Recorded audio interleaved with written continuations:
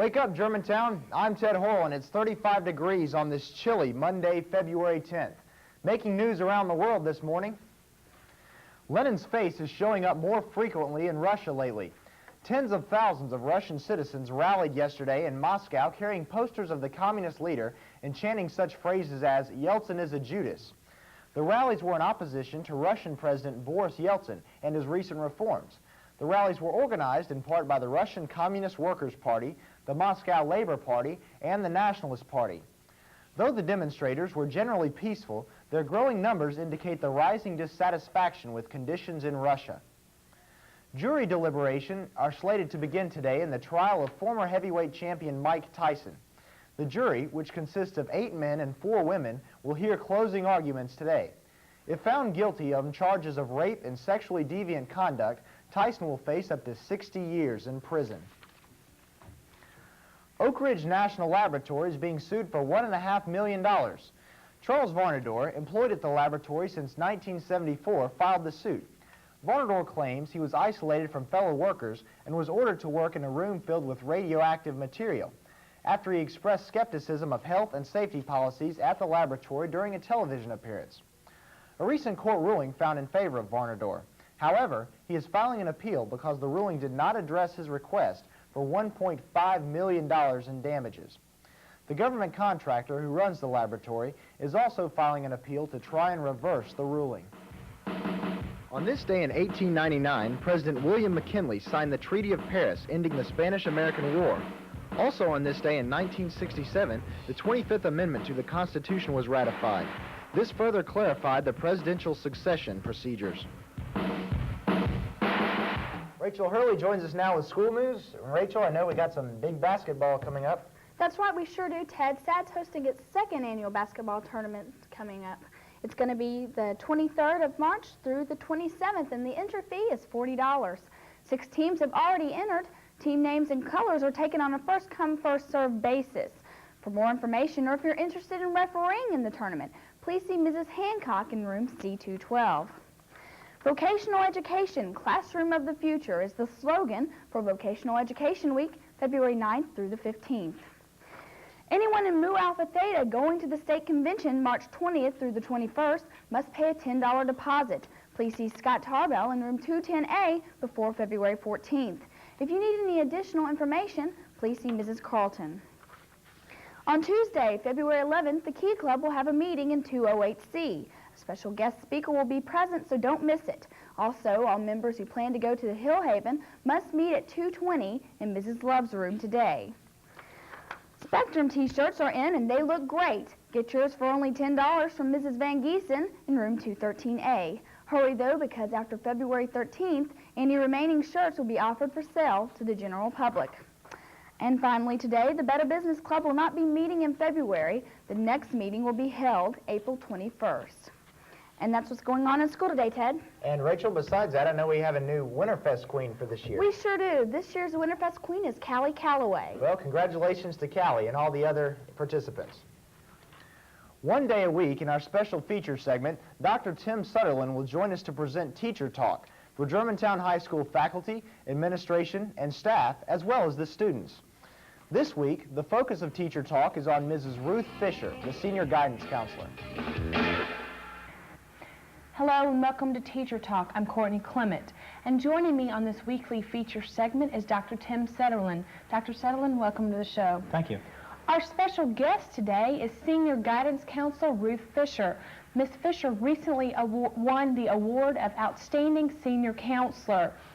She was presented this award by Bill Cook from the Silva Learning Center. Ms. Fisher, welcome to the show, and I'd also like to congratulate you on winning such an outstanding award. Thank you. Ms. Fisher, are there any, I'm sure there are many of these, but what are some of the major events in your career as a guidance counselor that are special to you?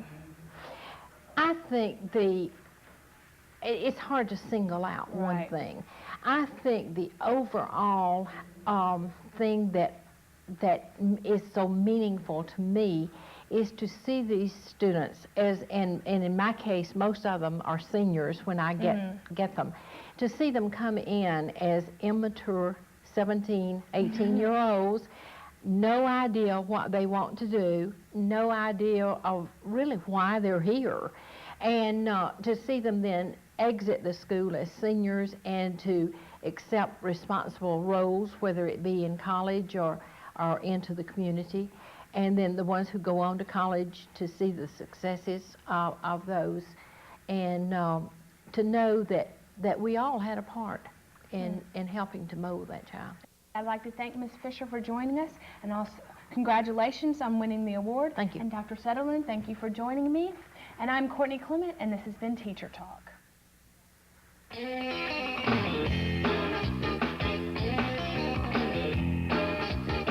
As a special feature for Germantown students, Wake Up Germantown will include a trivia contest.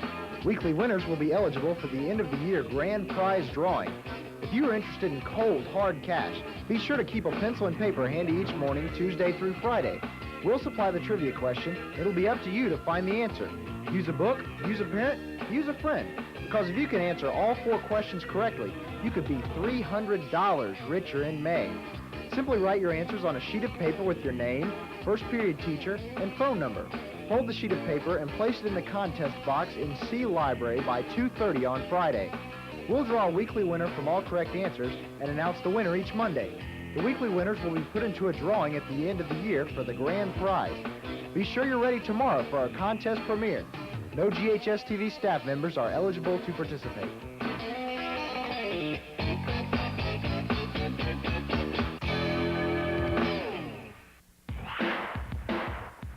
Here are the top 5 albums of this week, according to Billboard magazine. At number 5, Hammer with Too Legit to Quit. At number 4, Michael Jackson's Dangerous. At number 3, Garth Brooks with No Fences. At number 2, Nirvana with Nevermind. And at number 1, making his second appearance on the chart, Garth Brooks with Rope in the Wind. Tim Holloway joins us now with sports. And Tim, have you got the results of the Winterfest game? I do have it, Ted, although everyone might not want to hear it. In Red Devil basketball Friday, the guys lost a hard-fought game against Fayette Ware, 69-55. The girls also lost by a slim margin of 57-50.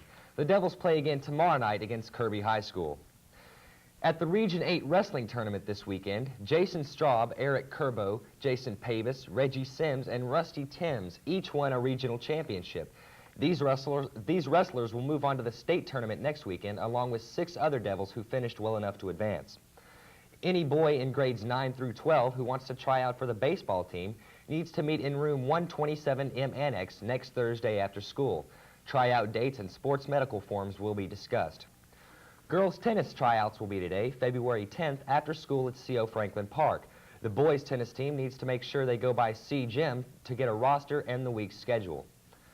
Laura Welton signed an athletic scholarship for volleyball with Baylor University. She was also named to the Tennessee Sports Writers All-Star Poll. Congratulations, Laura. In college hoops this weekend, number 2 Oklahoma beat number 3 Kansas 64-56.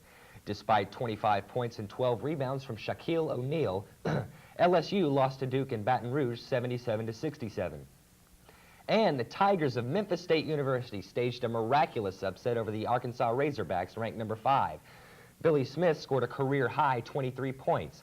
Anthony Douglas had 24. David Vaughn added another 23 points. And Anthony Hardaway played his usual multifaceted game with 19 points, 8 rebounds, 10 assists, and 3 steals. In the NBA, Cedric Ceballos of the Phoenix Suns made a blindfolded slam to win the NBA Slam Dunk title. Craig Hodges of the Chicago Bulls won the three-point shooting contest. And Ted, with 25 points and the MVP award for the All-Star game, Irvin Johnson proved that he is still magic. Magic really earned it this game. Thanks, Tim. Today should be partly cloudy with the high in the mid-50s. There's a 50% chance of rain for tomorrow, and the high should be around 60 degrees. That's what's happening around the world and here at home. I'm Ted Horrell. Thanks for starting your morning with us.